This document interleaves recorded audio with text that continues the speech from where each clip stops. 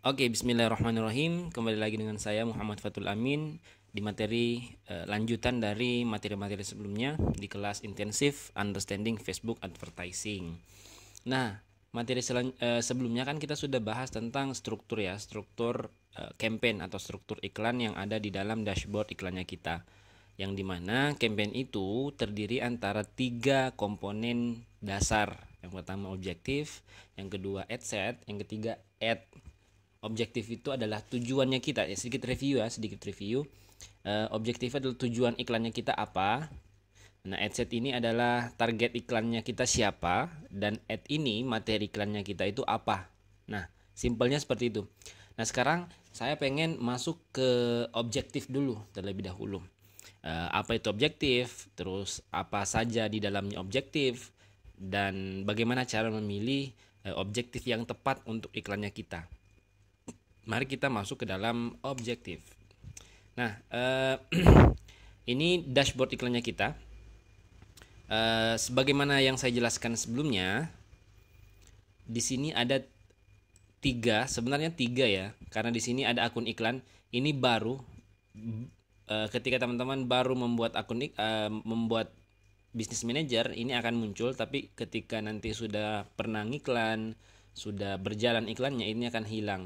Jadi akan cuma tampil tiga komponen: kampanye atau tujuan, set iklan atau ad set ya yang tadi, dan yang terakhir adalah iklan atau materi iklan itu. Nah, kita masuk ke kampanye dulu, yang paling atas, kampanye. Di sini dijelaskan apa tujuan marketing Anda. Nah, apa tujuan kita beriklan? Ya, secara dasar sebenarnya tujuan kita beriklan, kita mau dapatkan yang namanya closing, kita mau dapatkan yang namanya income atau profit ya. Itu secara umum. Tapi ternyata di dalam marketing itu banyak tujuan, banyak goals, yang dimana sebelum kita mencapai yang namanya closing, mencapai yang namanya profit, itu ada tujuan sebelum itu. Baik itu tujuan kesadaran, pertimbangan, dan konversi. Nah, kalau teman-teman pernah dengar istilah market temperature ya, ini yang disebut market temperature. Di dalam dunia marketing itu ada yang disebut dengan market temperature. Saya akan bahas market temperature di lain video, di video yang berbeda, karena agak lumayan panjang juga pembahasannya. Tapi setidaknya teman-teman sudah pernah dengar lah istilahnya market temperature itu apa di dalam video ini. Nah, yang pertama adalah tujuan marketing kita itu terbagi tiga. Yang pertama adalah kesadaran, yang kedua adalah pertimbangan, yang ketiga adalah konversi. Kesadaran itu apa? Kesadaran adalah tujuan marketing yang kita tujukan kepada orang-orang yang belum pernah mengenal produknya kita dan belum pernah berinteraksi sama sekali dengan kita. Ya, jelas ya. Jadi misalnya teman-teman punya produk baru, belum pernah diketahui sebelumnya oleh siapapun. Nah, teman-teman harus menggunakan objektif iklan kesadaran ini. Kenapa? Karena ya boro-boro mau beli, tahu saja tidak gimana caranya mau beli. Nah, makanya di sini di kesadaran ini kita harus menyadarkan ke calon pembelinya kita, calon target pasarnya kita, bahwa kita punya produk seperti ini yang bisa membantu mereka untuk menyelesaikan masalah mereka. Nah, itu yang disebut dengan kesadaran. Kita memberikan kesadaran ke mereka bahwa kita punya produk seperti ini yang bisa membantu masalah Anda, seperti itu. Nah, di kesadaran ini ada dua tipe yang bisa teman-teman pilih. Yang pertama adalah kesadaran merek, yang kedua adalah jangkauan. Perbedaannya apa? Teman-teman bisa arahkan kursornya ke sini ya. Di sini ada informasinya. Kesadaran merek adalah tingkatkan awareness atau kesadaran atas merek Anda dengan menjangkau orang-orang yang kemungkinan besar akan tertarik. Jadi kita mengiklankan brandnya kita, mereknya kita. Nah, biasanya di iklan kesadaran ini tidak langsung jualan. Kita hanya mengiklankan kesadaran saja. Kita mengiklankan brand awareness istilahnya. Nah, perbedaan antara kesadaran merek dan jangkauan. Kalau jangkauan, teman-teman menggunakan jangkauan ini akan menampilkan iklan Anda ke jumlah orang yang maksimal. Maksudnya apa? Jadi kesadaran merek yang Anda iklankan itu akan tampil ke banyak orang, ke maksimal orang. Pokoknya Facebook akan menampilkan iklan Anda ke semua orang yang sesuai dengan budget iklannya Anda tentunya. Nah, itu bedanya. Kalau yang di atas, Facebook akan menampilkan iklan Anda ke orang yang kira-kira tertarik dengan brandnya Anda. Tapi kalau yang kedua ini, Facebook akan menampilkan ke orang maksimal, maksudnya ke orang banyak lah.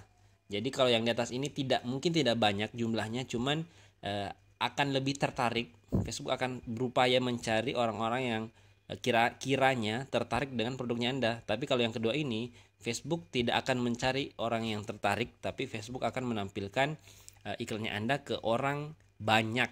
Intinya situ, banyak dan tertarik. Kalau kesadaran merek itu yang tertarik, kalau jangkauan berarti kita akan menampilkan ke banyak orang. Nah, nanti di situ kita bisa filter lagi. Nah, itu untuk yang pertama, kesadaran. Yang kedua, pertimbangan. Nah, pertimbangan ini dilakukan ketika kita sudah melakukan iklan kesadaran.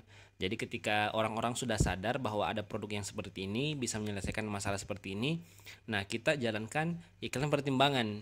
Pertimbangan ini tujuannya apa? Supaya mereka bisa mempertimbangkan beli atau tidaknya. Jadi bisa menimbang-nimbang kira-kira ternyata ini ya benefitnya, ini ya hal-hal yang saya dapatkan ketika saya beli produk ini. Nah, itu di iklan pertimbangan ini. Di iklan pertimbangan ada beberapa objektif yang teman-teman bisa gunakan. Yang pertama adalah lalu lintas kunjungan. Lalu lintas kunjungan ini digunakan untuk teman-teman yang punya website. Nah, kirim lebih banyak orang ke tujuan seperti situs web, aplikasi, atau percakapan messenger. Jadi ketika teman-teman ingin mendatangkan traffic, nah kalau bahasa Inggrisnya, ini kan bahasa Indonesia ya. Kalau bahasa Inggrisnya sini traffic di sini. Jadi teman-teman ketika menggunakan objektif ini, artinya Facebook akan menampilkan iklan Anda ke orang-orang yang kiranya mereka itu suka mengklik link to website. Nah, Facebook akan menampilkan iklan itu ke mereka dan mereka akan ditujukan ke website kah, ataukah ke aplikasi, ataukah ke messenger atau WhatsApp. Nah, itu lalu lintas kunjungan seperti itu. Traffic intinya, kita datangkan traffic ke dalam websitenya kita datangkan traffic ke dalam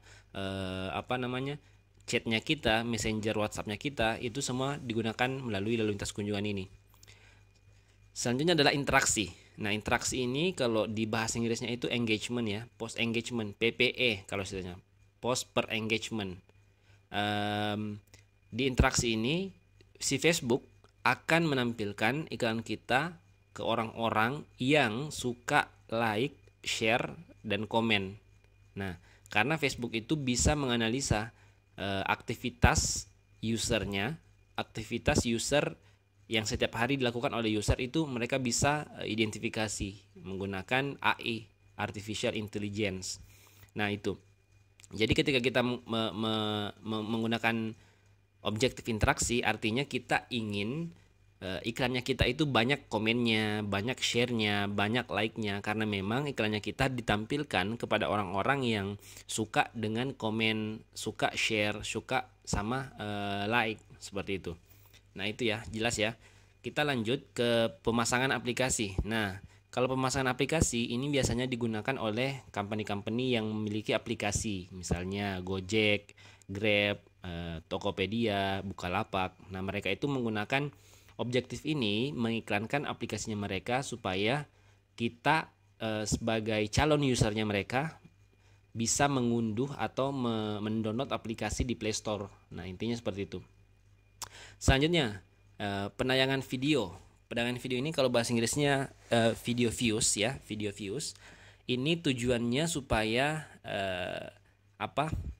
iklannya kita itu bisa ditonton oleh calon customer kita. Berarti ya materi iklannya berbentuk video bukan gambar. Nah, ketika teman-teman punya materi video berbentuk gambar video, bisa menggunakan objektif penayangan video ini. Berarti si Facebook nanti akan menampilkan iklannya kita kepada orang-orang yang suka nonton video di Facebook dengan identifikasi AI-nya tadi, artificial intelligence-nya itu bisa mengidentifikasi user yang mana saja yang suka nonton video di Facebook, seperti itu. Selanjutnya adalah pembuatan prospek. Nah, kalau di bahasa Inggrisnya ini lead generation. Ini tujuannya adalah untuk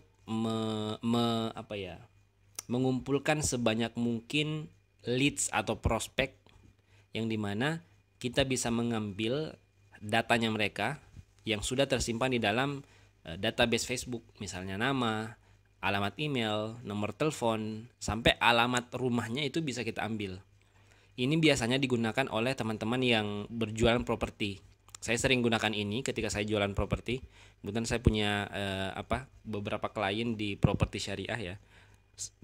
Saya menggunakan pembuatan prospek ini untuk mendapatkan banyak leads atau prospek. Setelah itu saya hubungi mereka satu-satu, nanyain tertarik atau tidaknya, seperti itu. Jadi teman-teman yang jualan properti bisa gunakan ini. Tapi walaupun nggak jualan properti sebenarnya juga bisa. Kalau misalnya teman-teman pengen list building itu bisa gunakan pembuatan prospek ini. Selanjutnya adalah pesan. Nah, kalau pesan ini itu biasanya langsung ke Messenger. Jadi kita bisa mengiklankan barang kita, produknya kita. Ketika mereka ngeklik itu langsung ke Messenger, langsung bisa chat sama kita. Tuh, ajak lebih banyak orang untuk mengirim pesan ke bisnis Anda di Messenger, WhatsApp atau Instagram Direct. Nah, itu.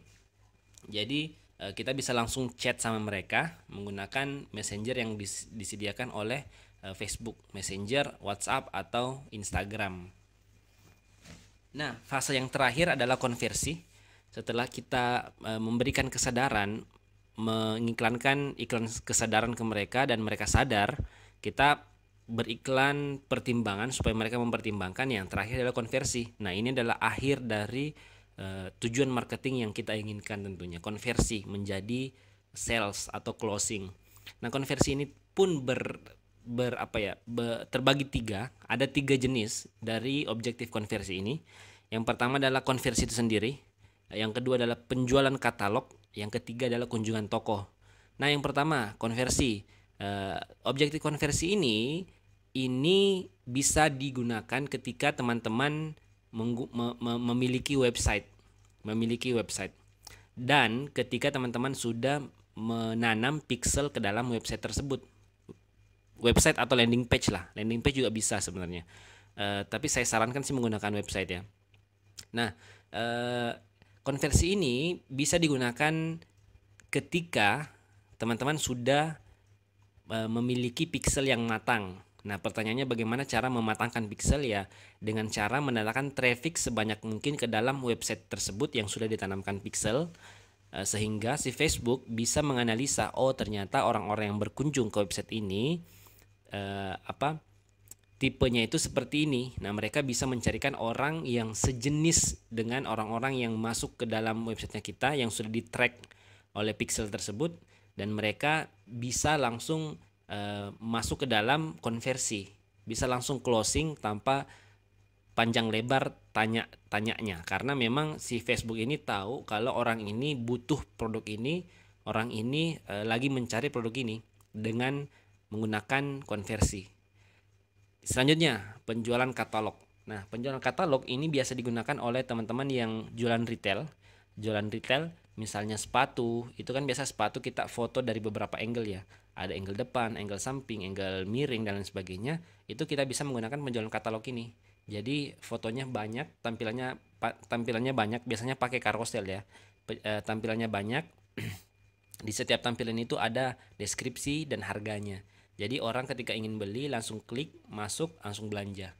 Nah, itu penjualan katalog. biasa juga digunakan oleh marketplace seperti Tokopedia, Bukalapak dan teman-temannya. Nah, yang terakhir adalah kunjungan toko. Nah, inilah yang biasa digunakan teman-teman yang memiliki toko offline. Misalnya teman-teman punya toko offline di mana gitu kan. Eh, Teman-teman bisa gunakan kunjungan toko ini. Nah, tapi untuk sementara ini ada tanda ininya, tanda kuningnya ya. Tanda kuning ini artinya untuk membantu mencegah penyebaran virus corona COVID-19, tujuan trafik toko ini sementara tidak tersedia. Jadi tidak bisa digunakan untuk sementara karena memang lagi ada himbauan dari WHO sampai ke pemerintah bahwa kita nggak boleh keluar rumah, stay at home, working from home dan lain sebagainya. Makanya untuk fitur kunjungan toko ini dikonversi tidak bisa digunakan untuk sementara waktu. Namun teman-teman ketika COVID-19 sudah hilang wabahnya, ya teman-teman bisa gunakan kembali dan semoga bisa lebih maksimal lagi untuk teman-teman yang memiliki toko offline. Oke. Nah, pertanyaannya adalah kira-kira yang mana lebih powerful untuk bisnis saya? Pasti pertanyaan seperti itu kan. Jawabannya adalah tergantung dari posisi brand Anda sekarang. Misalnya kalau Anda jualan properti kan sudah familiar ya, sudah rata-rata orang tahu lah properti syariah misalnya. Properti syariah. Jadi properti syariah tidak usah menggunakan kesadaran lagi. Objektif kesadaran ini kita tidak usah menggunakan objektif ini lagi. Kita bisa langsung lompat ke pertimbangan dan konversi.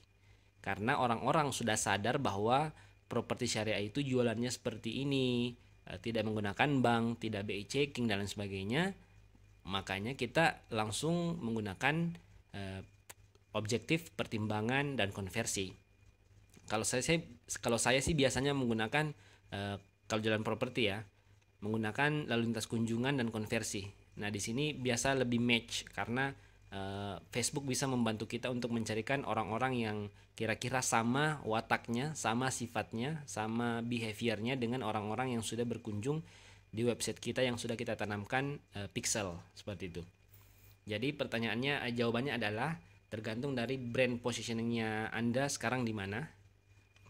Ketika Anda sudah punya pixel yang matang, berarti Anda tinggal menggunakan konversi.